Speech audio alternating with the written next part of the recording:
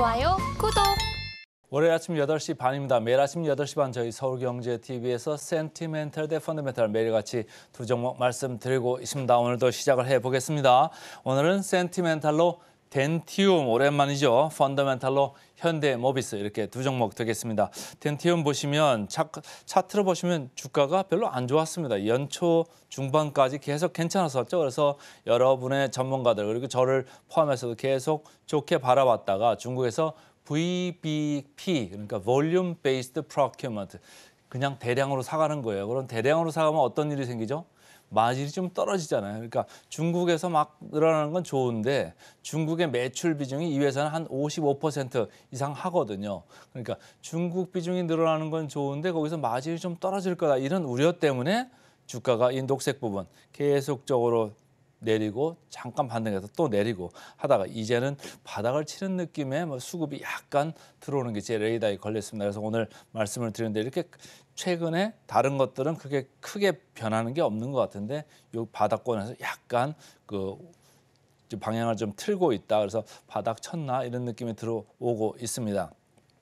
DB금융투자입니다. 중국 아무래도 이제 중국 비중이 50% 이상 되기 때문에 이쪽에서 잘 될 거냐 안 될 거냐에 따라 가지고 회사의 주가가 많이 왔다 갔다 하죠. 뭐 저희가 호텔 신라 얘기를 하고 화장품 얘기를 하고 뭐 F&F 얘기를 할 때도 중국이 소비가 지금 어떻게 되느냐 이런 생각들을 많이 하는데 여기도 이제 마찬가지죠. 임플란트 하는데도 마찬가지로 중국에서 어떻게 돈 쓸 준비가 돼 있느냐 아니냐 이런 것 때문에 이제 주가가 오르고 내리고 하는데 말이죠. 여기도 23년은 좀 안 좋았습니다. 근데 금년 들어오면서부터 계속 그 지준율도 낮추고 전체적으로 소비를 좀 진작하기 위해서 여러 가지 이제 하는 모습들이 보이기 때문에 좀 돌아설 거다. 아까 오프닝 멘트에서도 제가 말씀드렸습니다마는 중국 상하이 시장이 우리 시장보다 지난주에 엄청나게 더 많이 올랐잖아요. 그러니까 바닥치고 밑에서부터 꾸준히 강하게 지금 올라가는 그 국면이 있기 때문에 중국 관련주들도 약간은 볼 타이밍이 좀 들어오는 거 아니냐 이런 생각이 좀 들 정도로 그런 그 느낌이 있습니다. 그런데 이쪽 중국에서는 하반기 가면서 이런 전반적인 영향 때문에 하반기에 소비 심리가 좀 개선되고 소비가 진짜 될 거다 이렇게 이제 보는 거죠. 그리고 23년 4월 VBP 정책 이후에 좀 걱정을 많이 했는데 그래도 OPM 그러니까 Operating Profit Margin이죠.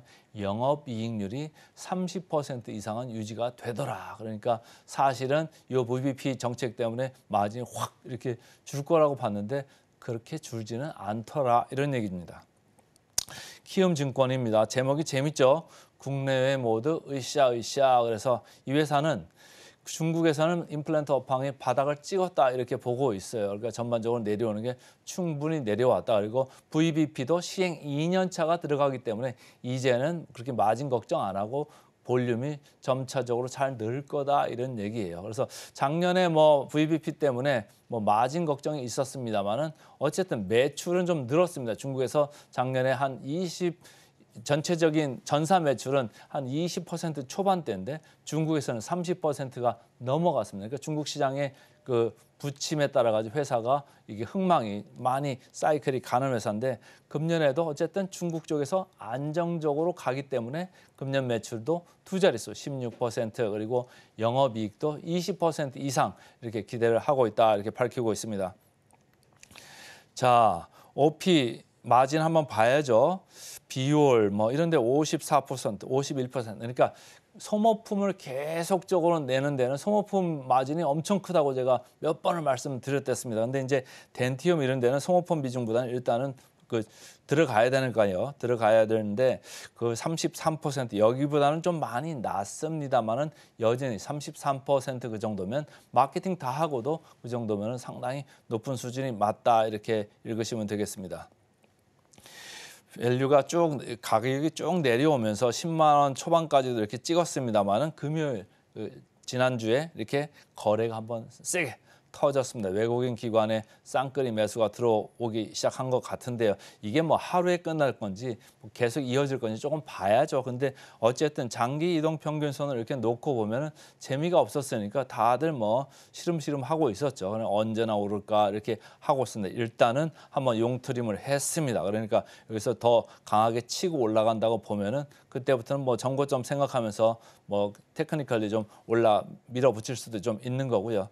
일단은 지난번에 1월 2일 날 그 14만 5천 원권 이 정도에 있었던 게 지금 10만 원권까지 급하게 내려온 감이 있기 때문에 어쨌든 기술적이나마 반등 가능성은 좀 있겠다 이런 생각이고, 여기서 사 들어왔던 분들은 지금 이 가격대에서 이제 아무래도 손바꿈이 있을 수는 있겠다 이렇게 개인적으로 생각을 해봅니다. 어쨌든 좀 천천히, 여기서 뭐 급하게 파실 느낌이 없잖아요. 일단 바닥을 좀 형성한 느낌이 나온다. 그러니까 올라갈 때 올라가더라도 뭐 가지고 계신 분들은 천천히 매도를 생각하셔도 좋을 것 같다 이런 생각입니다.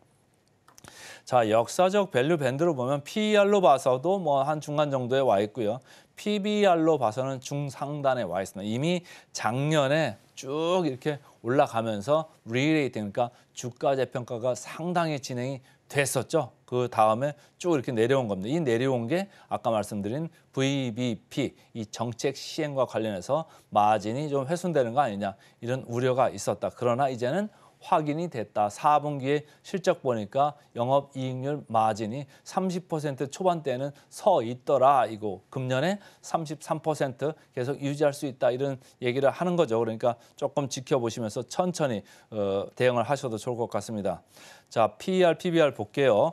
덴티움 11.1. 사실은 뭐 임플란트나 뭐 덴탈 관련해서 미용 관련돼 가지고 이게 PER이 한 10배 초반이다. 상당히 싼 거 맞습니다. 상당히 싼 거 맞고요. 이런 회사가 만약 지속적으로 이렇게 이익을 낸다, 진짜로 싸죠. 그리고 PBR로 봐서도 1.7배 그러면 이게 그 동종업계 기준으로 봐서는 싼 축에 속합니다. 여기 이제 피부 미용하고 뭐 이제 관련되는 데는 5배 내외로 이렇게 상당히 높죠. 아까 말씀드린 이런 소모품 비중이 많기 때문에. 그렇지 않은 이쪽 덴티움입니다만은 1.7배는 여전히 경쟁력이 좀 상대적으로 있어 보인다 이런 말씀을 드리겠습니다. 목표가는 어쨌든 주가 내려오는 걸 반영을 하면서 하향세가 쭉 이렇게 있어 왔죠. 그런데 이제는 좀 하향세가 마무리되는 것 같다. 4분기 실적이 시장의 예상보다는 약간은 낮습니다만 아주 우려했던 것보다는 괜찮았다. 이렇게 읽으시면 되겠습니다. 자, 목표 주가 보겠습니다. 다른 데보다는 조금 낮기는 합니다만 덴티움은 여전히 30% 보이고 있습니다. 그래서 금요일 날 분위기 좋았던 덴티움 센티멘탈 주식으로 먼저 말씀을 드렸습니다. 펀더멘탈로 넘어가겠습니다. 펀더멘탈. 오늘은 현대모비스입니다. 현대모비스 최근에 뭐 이 차트 보이듯이 기아, 현대차 주가가 아주 강력하게 올랐습니다. 뭐 오늘 이제 발표가 나겠습니다만은 기업 밸류업 프로그램 관련해서도 같이 묶이면서 기아, 현대차가 이렇게 불을 뿜었는데 현대모비스는 뭐 그 정도는 아니었죠. 조금 올라오기는 했습니다만 그 정도는 아니었다. 그런데 금요일 날 뭔가 좀 분위기가 있는 듯이 조금 바뀌는 모습이 저한테 왔습니다. 그래서 현대모비스가 후행을 하는데 조금 위를 바라볼 수도 있겠다. 그런 모멘텀이 좀 있다. 이런 걸 말씀을 드리면서 삼성증권 그룹에서도 신경 쓰기 시작했다. 최근에 나온 뉴스예요. 5월 말 현대차로 수소 연료 전지 사업을 양도할 수 있다. 그렇게 되면은 연간 뭐 500억에서 1000억 정도 이렇게 로스, 마이너스 나던 거를 빼버리고 이게 현대차가 가져가는 그 모습이 되니까 현대모비스 그 회사 자체로는 수익성이 이렇게 올라갈 수 있습니다. 현대차 그룹에서 이제 수소차 관련되는 사업을 R&D는 현대차에서 많이 하고요. 부품 생산은 이제 현대모비스에서 많이 했거든요. 충주 공장에서 이걸 이제 생산을 많이 했는데 여기서 이렇게 마진이 이렇게 안 좋았어요. 특히 넥소, 여러분들 많이 아시죠? SUV. 넥소가 계속적으로 현대차 그룹 내에서 판매량 비중이 점점 떨어지니까 현대모비스도 사실은 뭐 이렇게 공장 가동률이 높을 수가 없잖아요. 그러니까 생산량이 좀 줄어들고 그러니까 현대모비스 쪽으로는 상당히 짐이 됐었는데 그걸 이제 현대차로 이관을 해버리는 거죠. 이렇게 이관을 해버리면서 전동 이쪽 부분만 좀 더 집중을 하겠다. 그러면 그쪽의 수익성이 올라간다 이런 얘기예요. 그래서 앞으로는 전동화 수익성이 많이 좋아지는데 전기차 그리고 하이브리드. 전기차는 생각보다 조금씩 시장 수요가 그렇게 뭐 크지는 않습니다만 계속 그 수요가 하이브리드 쪽으로 넘어가고 있잖아요. 그러니까 그쪽에 집중을 하면서 수익성이 좀 올라갈 수 있겠다. 그래서 그룹에서도 신경을 쓴다. 이 말씀을 드리고 한화투자증권입니다. 전동화 수익성 여기도 그 얘기를 하고 있습니다. 그래서 단기 실적이 좀 개선이 될 거다. 아까 말씀드린 대로 연간 500억에서 1000억 정도 손실 나던 게 좀 줄어들 수 있다. 이렇게 말씀을 드릴 수가 있고 25년도부터는 그룹 외에 B그룹 매출도 좀 올라가면서 전체적으로 포트폴리오가 더 탄탄해지고 그 현대차 그룹의 의존도가 좀 내려갈 수 있다. 이런 얘기를 하는 겁니다. 자, 차트 보겠습니다. 19만 8천에서 뭐 25만 원까지 많이 왔죠. 25% 정도 왔습니다. 최근에 외국인 기관 번갈아서 계속 사고 있습니다. 아까 말씀드린 대로 기아나 현대차보다 주가가 후행하고 있기 때문에 후발주로 지금 사들이는 것 같습니다. 공매도 잔고율 0.0%이기 때문에 지금은 다 진성으로 사고 있다 이렇게 읽으시면 되고요. 차트로 봤을 때도 상당히 하단에 있는 것 맞습니다. PER, PBR로 봐도 여전히 밸류에이션이 낮은 영역에 이렇게 있죠. 그러니까 부담이 없는 그런 주가가 맞고요. 자, 살짝 목표가는 올랐습니다. 그래서 목표가 대비해서 16% 정도 보이네요. 오늘은 센티멘탈로 덴티움, 펀더멘탈로 현대모비스 두 종목 말씀드렸습니다. 좋아요, 구독!